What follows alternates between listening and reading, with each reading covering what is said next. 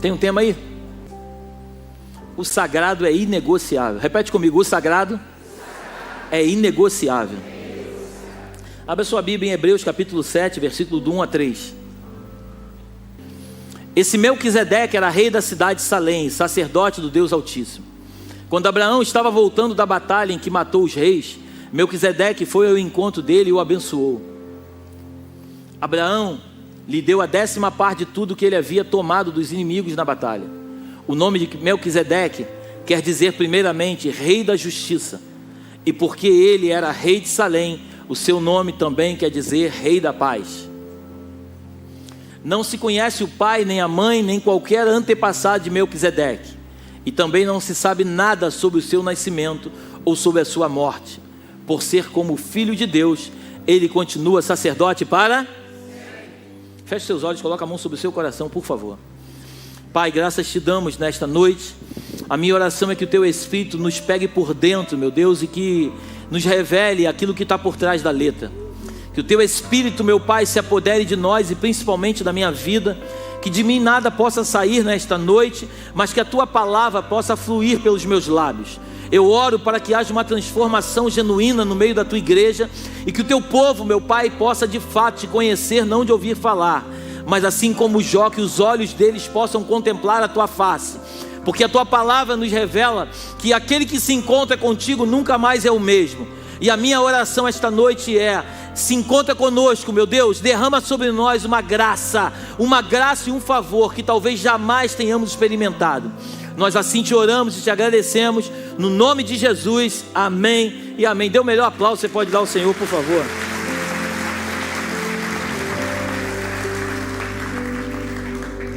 Só para a gente entender bem, coloca o versículo 1 lá.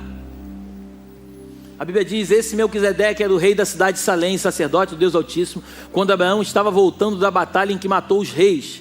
Melquisedeque foi ao encontro dele e o abençoou. Quando você vai para Gênesis capítulo 14, a Bíblia nos conta uma história que existiam 4 reis que lutaram contra 5 reis. Esses 4 reis prevaleceram em cima desses 5, e um desses reis aqui, que era o rei de Sodoma, o seu sobrinho Ló habitava nessa terra. Então esses 4 reis, quando venceram a batalha em cima dos 5, levaram Ló e tudo que Ló tinha cativo. A notícia chegou aos ouvidos de Abraão.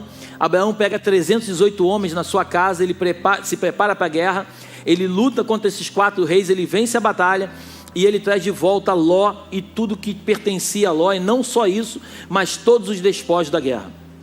O rei de Sodoma chega para ele e diz: olha, me dá as pessoas e fica com as coisas, fica com os bens. Abraão, ele muito consciente de quem havia o ordenado, quem o havia chamado, ele diz: olha, eu jamais permitiria para que amanhã você não dissesse que foi você que me enriqueceu. Abraão, ele não negociava o nível de relacionamento que ele tinha com Deus. E quando Deus me deu essa mensagem sobre o sagrado é inegociável, porque muitas vezes nós permitimos que aquilo que de fato é importante para nós venha a se tornar como algo secundário na nossa vida.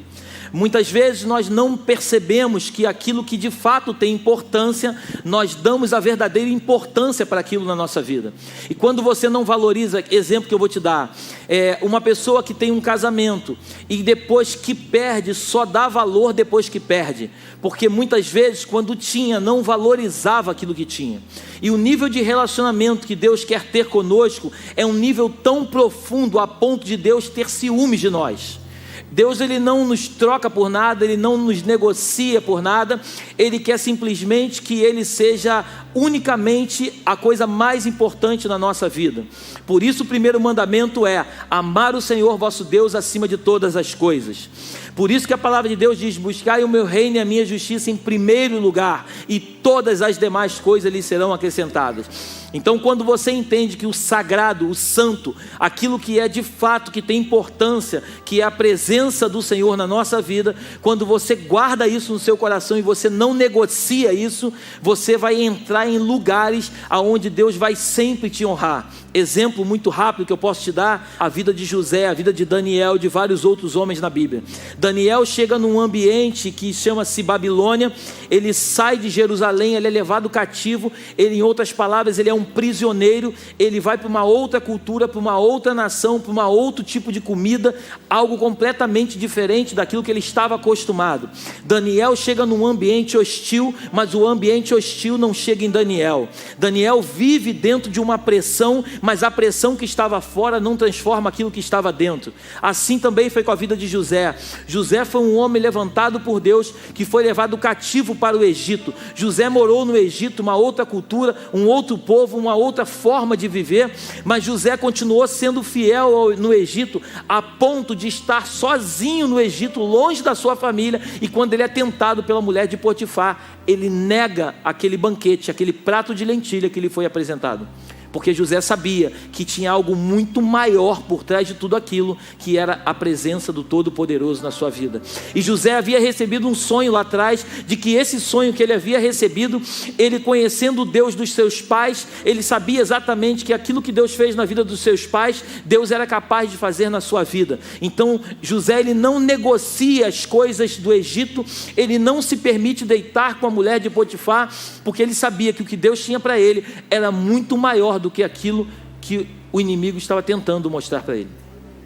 O grande problema é que muitas vezes, e principalmente quando nós estamos aflitos, quando nós estamos encurralados, é no primeiro momento em que uma porta se abre e a gente nem ao menos perguntar a Deus se essa porta é de Deus ou não.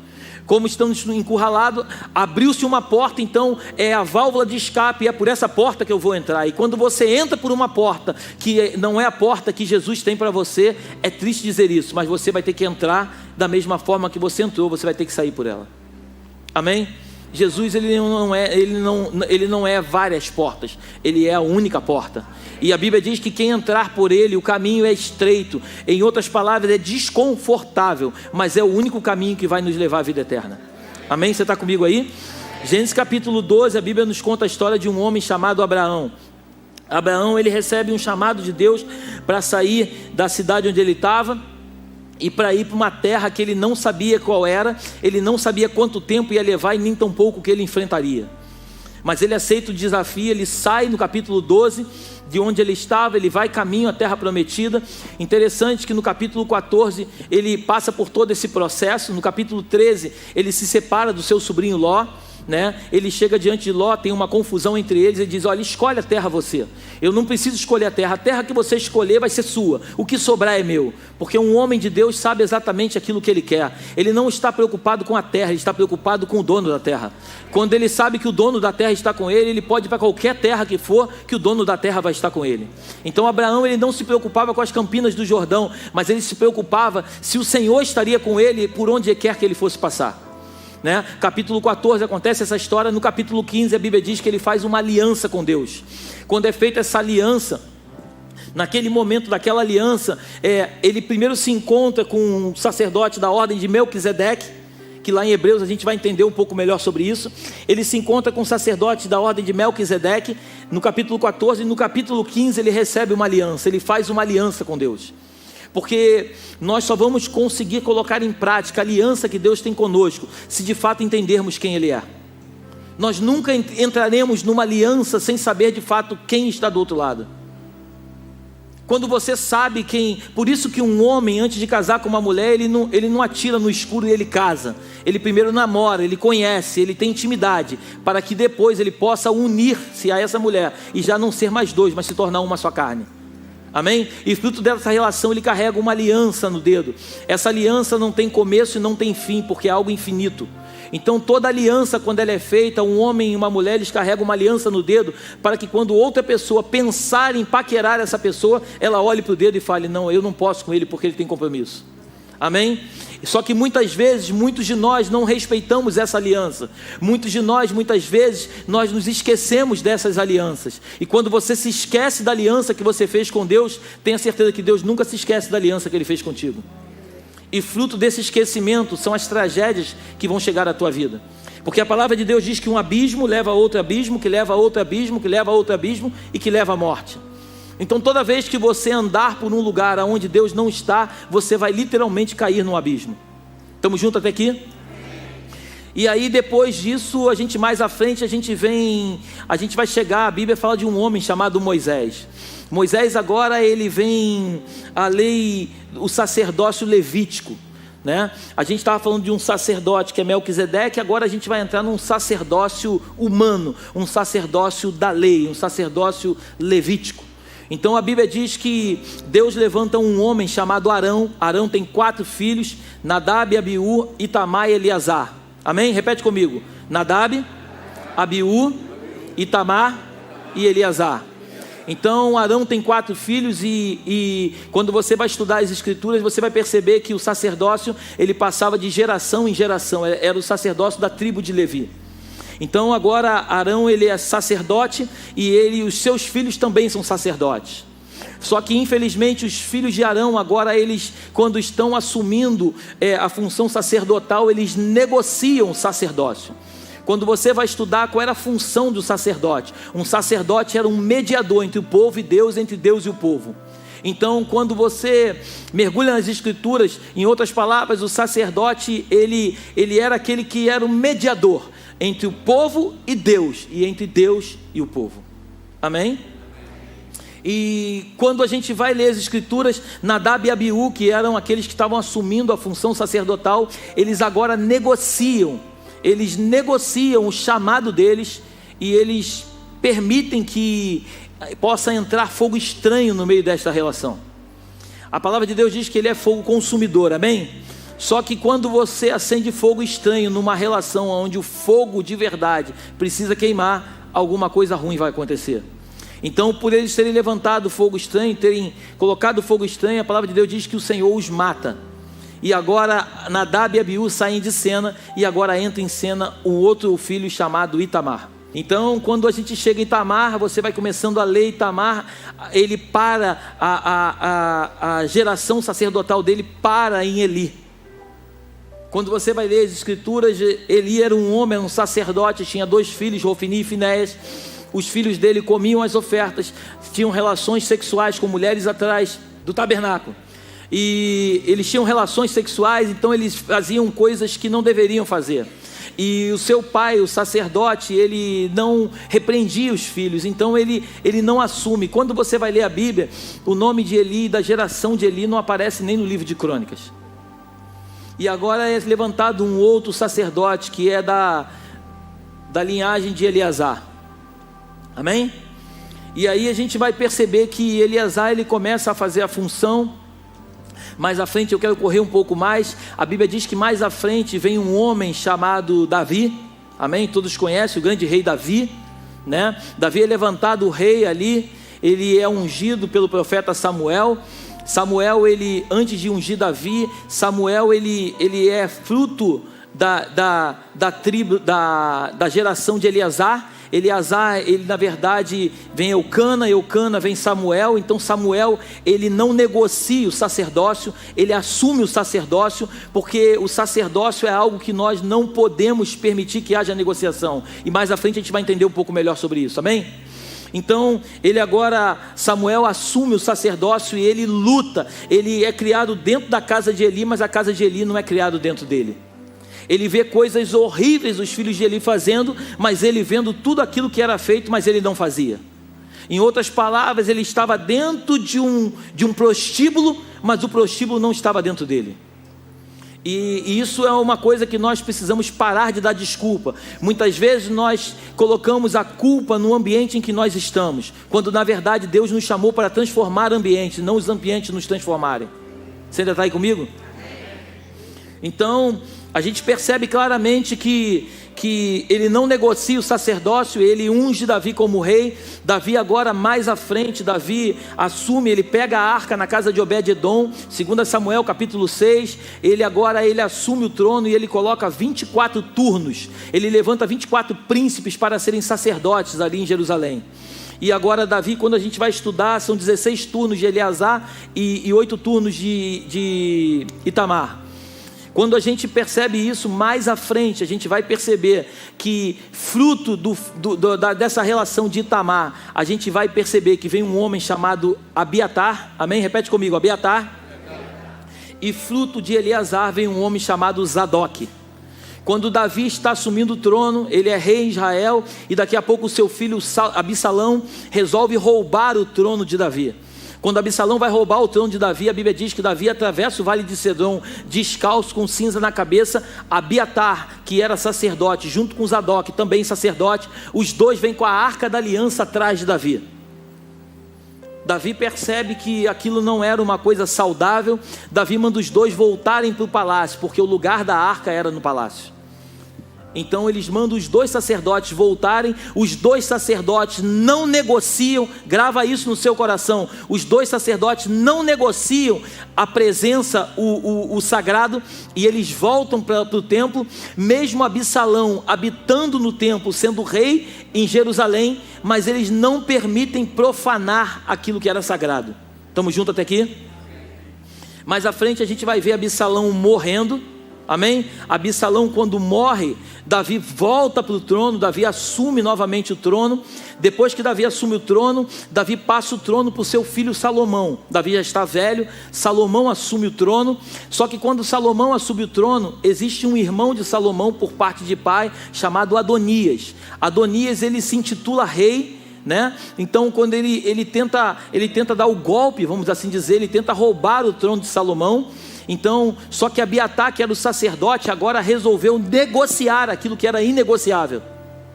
Ele resolve mudar a estratégia e ele se perde no meio do caminho. O grande problema não é nós começarmos bem, igreja, o grande problema é nós terminarmos bem. Por isso que Salomão em Eclesiastes, ele diz que o final de todas as coisas é melhor do que o começo. Nós não podemos até errar no começo, mas o nosso final tem que ser perfeito. O nosso final tem que ser bom. O nosso final tem que ser inegociável. O que é sagrado não se negocia. O dia que eu e você entendermos, e eu estou falando eu e você porque eu sou o primeiro a me colocar nisso. O dia que nós entendermos de fato o que o Senhor representa para nós, tem muitas coisas que ainda fazemos que nós deixaremos de fazer. Amém? Então agora Adonias, ele tenta tomar o trono de Salomão. Então Abiatar vai junto com ele, só que Zadok, ele não negocia o sagrado, e Zadok fica com Salomão. Salomão, hoje de manhã eu até cometi uma gafe, eu falei que Salomão havia matado Abiatar, mas não matou, ele na verdade extraditou, né? Ele botou para fora, para Anatote, ele expulsou da sua presença. Então agora Salomão, ele expulsa Abiatar, o sacerdote, da sua presença, e ele agora fica com o sacerdote Zadok. Zadok é um homem que guarda o propósito do sagrado, é um homem que guarda aquilo que Deus havia confiado em suas mãos. Só que quando a gente vai ler as escrituras mais à frente, o povo de Israel é levado cativo, eles passam por um cativeiro, 171 anos mais ou menos se passam, e agora a gente vai ver agora que o sacerdócio já não era mais levantado por Deus através de geração em geração, mas agora o sacerdócio era levantado por homens. Você vai ver agora Caifás sendo sacerdote. Você vai ver Anás, que tinha o monopólio das coisas, né? Quirino havia colocado Anás como sacerdote. Passa um tempo, Caifás assume, né? E agora você vai ver agora Jesus entrando em cena. Eu tentei acelerar o processo todo para chegar onde eu quero. E agora a gente vai ver agora Jesus entrando em cena. Então quando Jesus aparece em cena, ele está diante daquele conceito, aquelas coisas completamente deturpadas, né? O que é sagrado começa a ser negociável, aquilo que era inegociável, as pessoas começam a negociar. O sacerdote agora, ele na verdade, ele não mais representa Deus na terra, mas ele na verdade representa a si próprio. Ele faz coisas que são boas para ele, não que são boas para Deus e nem para o povo. Ele está muito mais preocupado com as ofertas que entram, ele está muito mais preocupado de ter uma pompa, de estar bonito, de estar bem alinhado, do que propriamente aquilo que o Senhor quer fazer na terra. Estamos juntos até aqui? Então a gente vai perceber agora um governo completamente diferente daquilo que sempre foi o propósito de Deus. E quando a gente chega nesse ponto, a gente vai perceber claramente que Anás, o povo tinha o costume de uma vez por ano, eles iam para Jerusalém para adorar, e quando eles iam adorar, era costume eles levarem um novilho, levarem um carneiro, quem tinha mais dinheiro, quem tinha pouco dinheiro levava pomba, levava rola, né, e sacrificava como oferta no templo. Mas agora a gente vai ver muitas pessoas que vinham de longe, e como não traziam esses animais, acabavam comprando. Esses animais eram vendidos por valores exorbitantes. Quando você vai estudar a história, você vai perceber que os valores que eram praticados eram absurdos. Você vai perceber que quando eles chegavam lá, eram estrangeiros, eles eram obrigados a fazer câmbio para trocar pela moeda que Anás, que na verdade tinha um poderio sobre tudo aquilo. Então, por isso, quando Jesus entra no templo e você vê Jesus pegando a mesa e virando, jogando tudo para o alto, ele diz que a casa do pai dele, que é chamada de casa de oração, está sendo colocado como casa de salteadores. Então a gente começa a entender o porquê dessa atitude de Jesus, porque na verdade aquilo que era sagrado está sendo negociável. Aquilo que era inegociável e que precisa nessa noite entrar muito forte no teu e no meu coração, começa a poder ter uma brecha de negociação. E deixa eu dizer uma coisa para você, você pode negociar tudo na tua vida, a única coisa que você não pode negociar é o teu relacionamento com Deus. Você pode abrir mão de tudo na sua vida, a única coisa que você não pode abrir mão é do teu relacionamento com Deus. Você que frequenta essa casa de oração há muito tempo, ou talvez há algum tempo, você tenha ouvido diversas vezes eu pregar aqui em cima, outros pastores pregando. A nossa preocupação não é dizer para você que você vai ser uma pessoa próspera, porque eu tenho certeza que um homem que anda com Deus, ele é próspero. Mas a nossa maior preocupação é colocar no teu coração, é imputar na tua mente, que quando você entende que Jesus Cristo é a coisa mais importante na tua vida, os teus desejos, os teus sonhos, você pode ter certeza que são bem menores do que os desejos e os sonhos que Ele tem para você. Então aquilo que você deseja não chega nem perto daquilo que Ele tem para você. Por isso que Efésios capítulo 3, versículo 20, diz que o nosso Deus é poderoso para fazer infinitamente mais de tudo quanto pedimos ou pensamos, segundo o seu poder que opera em nós. Então aquilo que você acha que é bom, eu posso dizer para você sem medo de errar, não chega nem perto do que aquilo que Deus tem para você. Amém? Então agora Jesus, ele quando vira essa mesa, ele quando faz tudo isso, é importante entender o seguinte: e agora como que o sacerdócio ele vai voltar para dentro do templo? Aonde estava o sacerdócio verdadeiro? E aí eles descobrem que o verdadeiro sacerdócio não está dentro do templo, mas está fora do templo. A Bíblia fala de um homem chamado Zacarias. Quando a gente vai para o 8º turno, aqueles 24 turnos que eu te falei de Davi, quando você vai para o 8º turno, levanta-se um homem ali chamado Zacarias. Quem é Zacarias, pastor? Zacarias se casa com uma mulher chamada Isabel. Zacarias e Isabel são pai de João Batista. Agora a gente percebe que o sacerdócio verdadeiro não está dentro do templo, mas o sacerdócio verdadeiro está fora do templo. João Batista é um sacerdote, só que ele é sacerdote de pai e mãe, porque além de Zacarias, ele é filho de Isabel, que é filha descendente de Arão. Amém? Estamos juntos até aqui? Então João Batista agora entra em cena e ele agora tem o poder, em outras palavras, ele assume o sacerdócio. Só que quando ele se encontra com Jesus ali no Rio Jordão, ele está batizando, e é importante a gente lembrar que João Batista estava batizando, e o batismo, que a Bíblia diz que é o batismo do arrependimento, e Jesus, que como não tinha pecado, ele não tinha do que se arrepender. Só que Jesus resolve se batizar. Por que Jesus resolve se batizar, pastor? Porque o sacerdócio precisava trocar de mão, precisava sair um sacerdócio que estava sobre a vida de João Batista, para que o sacerdócio de Melquisedeque voltasse para a mão de Jesus.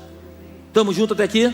Então Jesus agora ele vai para o batismo, ele se batiza e ele diz algo que é muito interessante. Ele diz o seguinte: para que se cumpra as escrituras. As escrituras dizem que o fim da lei é Cristo. Então a escritura estava se cumprindo. Em outras palavras, o sacerdócio de Melquisedeque está sendo trazido de volta para a vida de Jesus. Então Jesus ele é o verdadeiro sacerdote, e quando antes dele ser morto e assunto aos céus, a Bíblia diz que ele diz para os discípulos que ele não deixaria os discípulos só, mas que ele deixaria um consolador que iria cuidar dos discípulos, amém? Que era o Espírito Santo. Atos capítulo 2, os discípulos estão em Jerusalém, reunidos unânimes em oração. A Bíblia diz que o Espírito Santo desce sobre eles, eles são tomados pelo Espírito, eles começam a falar em outras línguas, e ali começa de fato a acontecer algo que sempre foi o propósito de Deus, não negociar aquilo que é sagrado. Então agora se levantam homens que não estão mais preocupados com aquilo que o povo pode oferecer, mas homens cheios do Espírito que chegam em qualquer ambiente e transformam os lugares onde eles chegam, a ponto das pessoas ficarem apavoradas com aquilo que eles estão fazendo, e começa uma grande perseguição. E deixa eu te dizer uma coisa aqui, eu quero abrir um parênteses: toda perseguição não é para te matar, mas é para te empurrar para o teu propósito. Aqueles homens, se eles não fossem perseguidos, talvez eles estivessem até hoje, em outras palavras, lá em Jerusalém. Mas como eles foram perseguidos, eles começam a correr para vários lugares. E um desses homens, chamado Filipe, ele vai para uma cidade chamada Samaria. Ele chega em Samaria, se encontra com um homem chamado Simão o Mágico. A Bíblia diz que Simão o Mágico, ele era um homem muito rico, ele tinha muitas posses e muito dinheiro. Simão, ele era conhecido em toda a cidade. Ele, quando chegava, ele fazia mágicas e ganhava muito dinheiro. As pessoas reuniam, pessoas pobres, ricas, ele ganhava muito dinheiro com tudo aquilo. Só que Filipe agora, um pregador do evangelho que não negocia aquilo que é sagrado, um homem que não se vende, um homem que não se corrompe, cheio do Espírito Santo, chega na cidade de Samaria, coloca Samaria de cabeça para baixo. Quando Simão Pedro vê aquilo, ele fala assim: cara, o que é isso?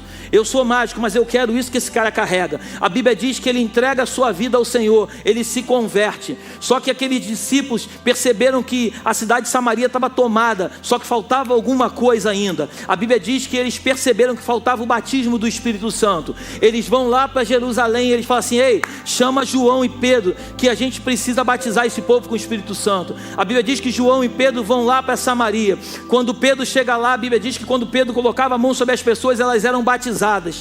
Amém? Pelo Espírito Santo. Glória a Deus. Você pode glorificar o Senhor? Eles eram batizados pelo Espírito Santo.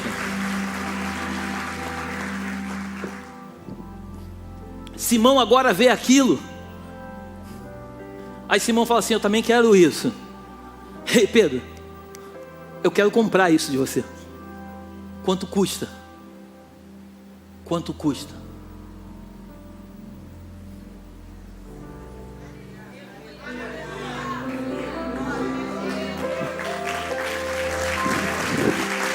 Deixa eu te dizer uma coisa nessa noite: você só compra aquilo que está à venda. Você só consegue levar aquilo que um dia está exposto para ser levado. O que o Brasil precisa não são de mais igrejas, são de homens e mulheres que entendem de verdade aquilo que eles carregam e não negociam aquilo que é sagrado. O que o Brasil precisa é de homens e mulheres cheios do Espírito, assim como aqueles homens que... Entenda o seguinte: Filipe, em outras palavras, ele era um pregador do evangelho, ele não tinha salário. Ele não tinha salário, ele passava necessidade, mas a necessidade não era maior do que aquilo que ele carregava. Aquilo que Filipe carregava era muito maior do que toda e qualquer necessidade. Filipe passou necessidade, Filipe passou provavelmente fome, teve vários momentos difíceis, mas os momentos difíceis não transformaram quem ele era. O que eu quero dizer essa noite é: não negocie aquilo que é inegociável. Não permita que o sagrado na sua vida venha a ser negociado. Você não é uma pessoa perfeita, por isso eu fiz questão de ler aquela frase: eu e você não somos perfeitos. Não pense que você vai olhar para mim e vai encontrar perfeição, porque não vai. Mas eu tenho lutado todos os dias, e o Senhor é testemunha disso, para que eu guarde de verdade aquilo que é importante para o Senhor. Muitas vezes aquilo que é importante para Ele, talvez em algum momento ainda não se tornou importante para nós, porque nós ainda não entendemos o lugar que Ele quer nos levar. É muito interessante, se eu te convidar hoje para passear comigo, vamos passear comigo, a primeira pergunta que tu vai fazer é: para onde nós vamos? Sim ou não? Claro que sim. Ninguém sai com alguém sem perguntar para onde vai. Mas se eu disser para você: só confia, que eu vou te levar para um lugar que você nunca viveu na tua vida, e se você de fato souber quem eu sou, você sem medo nenhum de errar, você vai mergulhar nessa aventura e você vai comigo. Sim ou não? Sim. O que o Espírito Santo está pedindo para mim e para você essa noite simplesmente é o seguinte: mergulha nessa aventura chamada Jesus.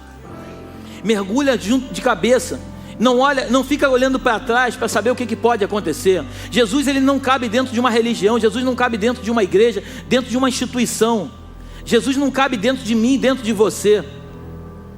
Jesus é algo tão grandioso que a Bíblia diz que Ele é um Deus que estava na glória. Filipenses capítulo 2, versículo 5 em diante. Ele abriu mão da sua glória, Ele entrou na terra semelhante a um homem. Ele se tornou pequeno a ponto de entrar dentro de mim, dentro de você. Esse Deus que é tão grandioso, que se torna pequeno e faz habitação dentro de nós. A minha pergunta para você é: você acha de verdade que esse Deus não quer te apresentar coisas que você nunca viveu? Claro que sim. E por que as coisas ainda não aconteceram, pastor? Simão: ei, Pedro, eu quero comprar isso que você tem. A Bíblia diz que Pedro fala para Simão o seguinte: ei, Simão, pega você e o teu dinheiro e vai para o inferno. Você e tudo que você tem vai para o inferno. Porque o que Pedro tinha não tinha preço, não se comprava com notas. O que Pedro tinha foi comprado lá na cruz do Calvário. Jesus entregou a sua vida na cruz, o sangue foi derramado na terra, e o mesmo sangue que caiu lá atrás com a morte de Abel, era o sangue que tinha amaldiçoado a terra. A Bíblia diz que caiu um sangue que purificou todas as coisas. Você ainda está aí comigo? Glórias a Jesus. Coloca para mim Mateus. Coloca 1 Timóteo capítulo 2, versículo 5. Eu falei que a função do sacerdote era o quê? Era um mediador, amém? Lembra? O sacerdote, ele era um mediador entre o povo e Deus, entre Deus e o povo, amém? Porque é um só Deus e um só mediador entre Deus e os homens, Jesus Cristo, homem. Então a gente entende que agora o sacerdócio que havia sido corrompido lá atrás, agora tem um sacerdócio que é eterno. Um sacerdócio que começou e que não termina. Um sacerdócio que agora eu e você, por isso quando nós oramos sempre em nome de Jesus. Por quê? Porque Jesus é o mediador entre nós e o Pai, entre o Pai e nós. Amém? O nosso verdadeiro sumo sacerdote chama-se Jesus Cristo. Então esse sacerdócio, ele não se corrompe, ele não muda, ele não tem variação. Então esse sacerdote, ele tem prazer de falar para mim e para você que ele é o nosso advogado, ele é o nosso juiz, ele é o nosso amigo, ele é o nosso irmão mais velho, amém? A Bíblia diz que ele é o unigênito do Pai, que depois mais tarde se transformou no primogênito, porque todos nós somos irmãos em Cristo, e temos todos nós um único Pai chamado Deus, amém? Você está comigo aí? Olha o que diz Lucas 21, 25: e haverá sinais no sol e na lua, e nas estrelas e na terra, angústia das nações. Me responde se está acontecendo isso depois. Em perplexidade pelo bramido do mar e das ondas. Quem viu aqui que na Zona Sul, há pouco tempo agora, as ondas foram até o meio da rua? Quem viu isso? Homens desmaiando de terror na expectação das coisas que sobrevirão ao mundo, porquanto os poderes do céu serão abalados. E então verão vir o Filho do Homem numa nuvem, com poder e glória, e grande glória. Ora, quando essas coisas começarem a acontecer, olhai para cima e levantai a vossa cabeça, porque a vossa redenção está próxima. O meu conselho para você essa noite é: levanta a tua cabeça. Para de ficar olhando para baixo e murmurando das coisas do mundo. Levanta a tua cabeça, porque tudo isso que nós lemos aqui está acontecendo no mundo, e a nossa redenção está próxima, amém? Nós temos que aprender a tentar, entenda bem, não é você abandonar os teus problemas, é dar menos importância para eles, e dar importância para aquilo que de fato tem importância na tua vida. Porque quando você foca, eu não sei você, mas eu sou uma pessoa que quando eu quero uma coisa, eu foco muito naquilo que eu quero. E a minha mulher fala que eu sou muito determinado. Enquanto eu não consigo aquilo que eu quero, eu não desisto.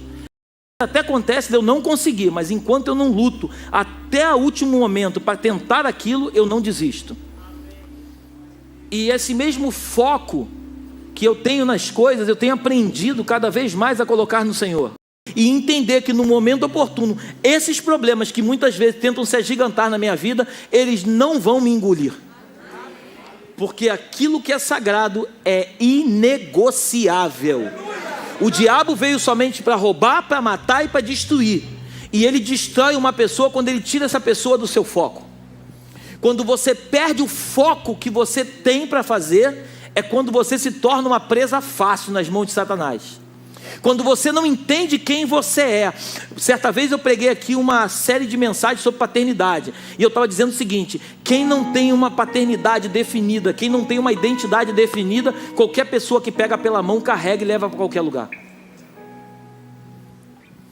Não importa onde você nasceu, o que você viveu, o que você já enfrentou. Todos nós somos filhos de um único pai, amém? Amém? Eu sei que tem muitas pessoas que são órfãos de pais vivos. Pessoas que têm os seus pais na sua vida, mas que na verdade nunca o tiveram.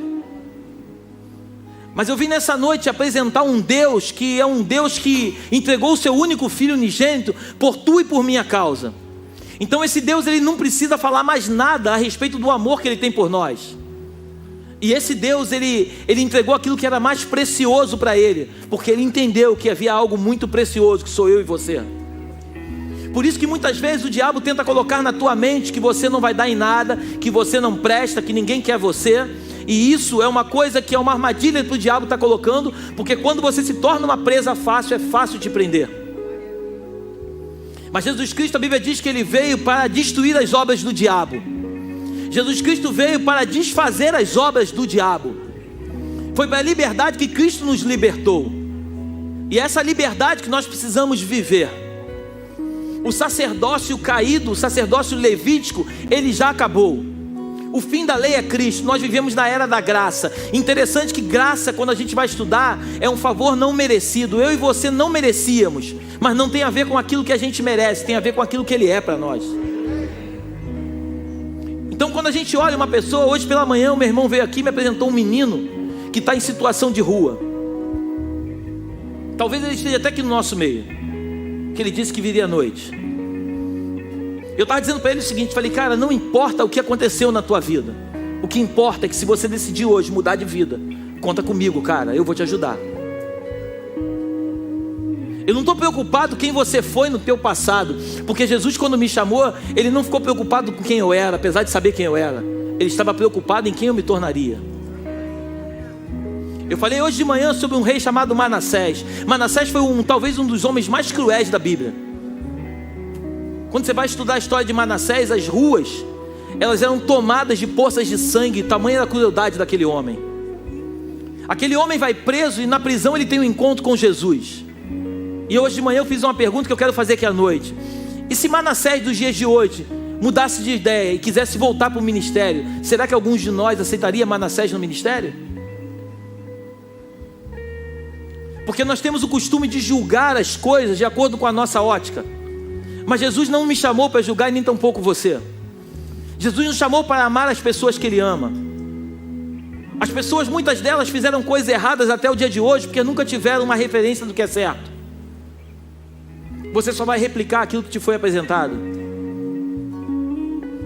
A casa de Eli era um sacerdócio caído, porque o seu pai, infelizmente, ele morre encostado numa estrutura e quebra o pescoço. Porque todo sacerdote que é velho, que perdeu a essência daquilo que deveria fazer, ele sempre vai morrer na estrutura. Eu tenho orado a Deus para que nós possamos encontrar o lugar que Deus tem para nós. É triste falar isso, mas hoje existem muitos sacerdotes, sem julgamento nenhum, mas existem muitos sacerdotes que só estão esperando um momento para cair e quebrar o pescoço. Mas o Senhor tem levantado homens, jovens, adolescentes, cheios do Espírito, que vão impactar essa cidade do Rio de Janeiro. Eu acredito que o Rio de Janeiro é de Jesus, o Brasil é de Jesus. Eu acredito que o Brasil é de Jesus.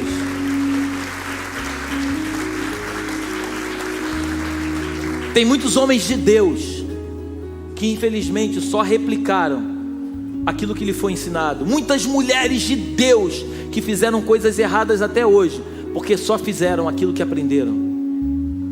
Mas Jesus Cristo essa noite, Ele quer ensinar para você e para mim, que a gente não pode ficar preso num sacerdócio caído. Nós temos que ficar preso a um sacerdócio eterno, um sacerdócio de Melquisedeque.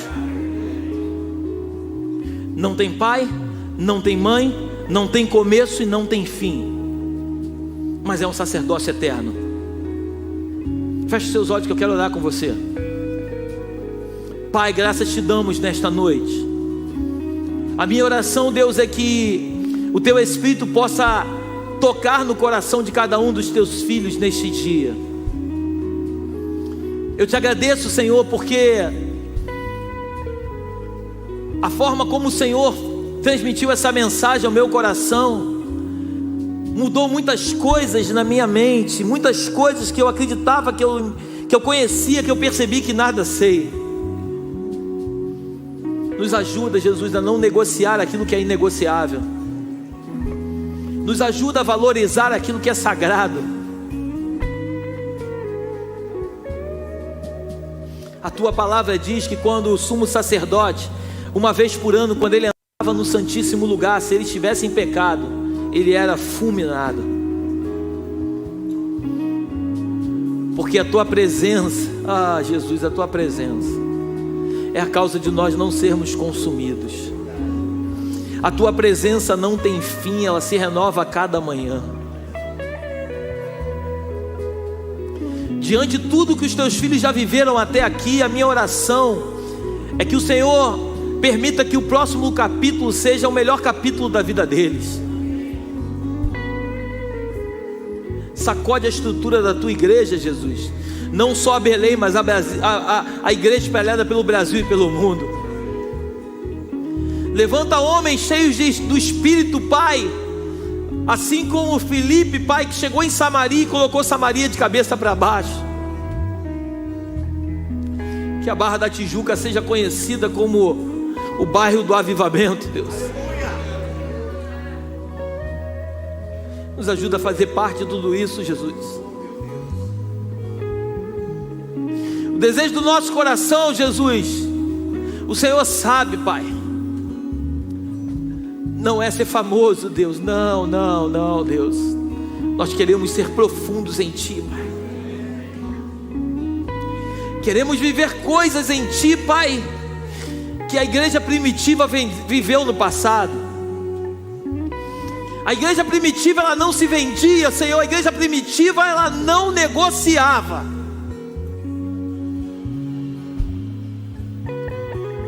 Por isso ela era perseguida, Jesus. Uau! Mas foi essa perseguição que trouxe a igreja até os dias de hoje, Jesus. A tua palavra diz que quando vos caluniarem, fiquem felizes, porque grande é o vosso galardão. Uau! Checandoro basoro. Quando falarem mal de vocês, pelo meu nome, glorifica, porque eu estou com vocês. Chequerebandorobás. Quando levantarem calúnias, Deus, Senhor, como isso acontece, Deus? Muitas vezes ficamos tristes, Deus, mas nos ajuda a entrar nesse lugar em Ti e aprender contigo, que é humilde e manso de coração. Uau! És manso e humilde de coração. Nos ensina como vivermos de fato aquilo que o Senhor quer nos revelar. Eu sei que o Senhor trouxe homens e mulheres a esta casa, Deus, e eu não posso encerrar essa reunião, meu Deus, sem que o Senhor possa tocar na vida deles, Deus. Você que entrou nesse lugar aqui essa noite, você que talvez já conheça Jesus há muitos anos, ou talvez não, talvez tenha tido várias experiências com Ele, talvez não, mas você que entendeu essa mensagem e que resolveu tomar uma decisão essa noite, de pedir a Deus para que possa te manter firme, para que você não negocie aquilo que é inegociável, eu quero te convidar nessa noite. Saia do teu lugar em nome de Jesus e vem aqui na frente que eu quero orar por você. Aleluia. Aleluia. Para amar-me tanto assim. Coloca para mim Hebreus 7:11. A lei que o povo de Israel recebeu se baseava no sacerdócio dos levitas. Ora, se o trabalho dos sacerdotes levitas tivesse sido perfeito, não haveria necessidade de aparecer outro tipo de sacerdote, da ordem do sacerdócio de Melquisedeque e não da ordem de Arão. Pois quando se muda o sacerdócio, a lei também precisa ser mudada. E o nosso Senhor Jesus, a respeito de quem são ditas essas coisas, pertencia a outra tribo, e nenhum membro dessa tribo jamais serviu como sacerdote. É sabido, por nascimento, Jesus, o nosso Senhor, pertencia à tribo de Judá, e Moisés não disse nada dessa tribo quando falou a respeito de sacerdotes. E tudo isso se torna bem mais claro, pois surgiu um sacerdote diferente, parecido com Melquisedeque. Ele não foi feito sacerdote pelas leis ou regras humanas, porém se tornou sacerdote por meio do poder de uma vida que não tem fim. Porque as Escrituras Sagradas dizem: você será sacerdote para sempre, na ordem do sacerdócio de Melquisedeque. Assim a regra antiga foi anulada, porque era fraca e inútil. O fim da lei é Cristo. A lei mosaica acabou. Existe um outro sacerdote, ou melhor, o sumo sacerdote, chamado Jesus Cristo. O sumo sacerdote da ordem de Melquisedeque. E eu creio que ele é o mediador, Paulo escrevendo a Timóteo, entre eu e você e o Pai. Entre o Pai e nós. A minha oração é que o Senhor alcance cada uma dessas vidas. Que cada um de vocês nessa noite sejam marcados por Deus. A minha oração é que o coração de vocês queime em casa. E que vocês tenham desejo de conhecer mais e mais esse Jesus que muitas pessoas falam dele. A Bíblia, ela fechada, ela é mais um livro. Mas quando ela está aberta, ela é a boca do próprio Deus falando. Que o Senhor fale com cada um de vocês. Esse é o desejo do meu coração. Que Deus te abençoe, vá em paz, vá feliz. Te amo, meu príncipe.